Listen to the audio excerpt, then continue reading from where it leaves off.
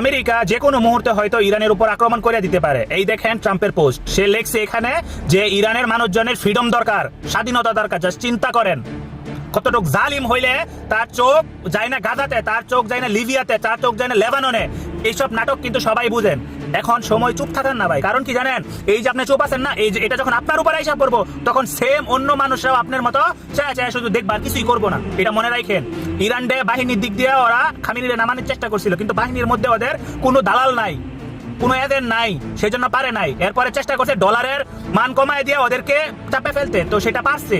দ্রব্যমূল্যের দাম অনেক বাইরে গেছে ইরানে, সেই জন্য কিছু মানুষ প্রোটেস্ট করছিল, মানে আন্দোলন করছিল ইরানের ভিতরে। তো এই আন্দোলনের সুযোগ নিয়ে মুসাদ আর আমেরিকার এজেন্টরা ভিতরে ঢুইকা বিভিন্ন মসজিদ আগুন ধরায় দিছে এবং খামিনির পদত্যাগ চাইছে, যে খামিনি সরকার যেন চলে যায়, তারা ইসরায়েলপন্থী সরকার আইনা ইরানে বসাবে। কিন্তু সেখানেও তারা ব্যর্থ হয়েছে। এখন তারা সব প্রস্তুতি নিয়ে নিছে, ইরাক সীমান্তে তাদের যে ঘাঁটি আছে তারা ফুল রেডি সবকিছু নিয়ে, হয়তো বা যে কোনো মুহূর্তে একটা কিছু হয়ে যেতে পারে। তো সবার কাছে রিকোয়েস্ট থাকবে, কারণ এই সোশ্যাল মিডিয়াটা হচ্ছে তাদের দখলে, এটা মনে রাখবেন। কারণ ওরা ওয়ান ওয়ার্ল্ড অর্ডার চালু করতে চাইতেছে। ওই ওয়ান ওয়ার্ল্ড অর্ডারটা কি সেটা আপনি ইউটিউবে সার্চ করে দেখেন, অনেক কিছু বুঝতে পারবেন ভাই। কারণ তারা চাইতেছে গ্রেটার ইসরায়েল বানাইতে, বুঝতে বাকি নাই। এসব সব কিছুর পিছনে কলকাঠি নাড়তেছে একমাত্র ইসরায়েল, মনে রাখবেন। কারণ আপনার হাদিসটাই না আনতে হবে এখানে, আপনার বাস্তবতাও মিলাইতে হবে। হাদিসে বলছে যে ইমাম মাহদি আলাইহিস সালামের আসার পূর্বে জুলুম বাইরে যাবে, যেটা হইতাছে বর্তমানে। কারণ ইরান একমাত্র কান্ট্রি ছিল যে কিনা তাদের চোখে চোখ রেখে কথা বলতে পারতো।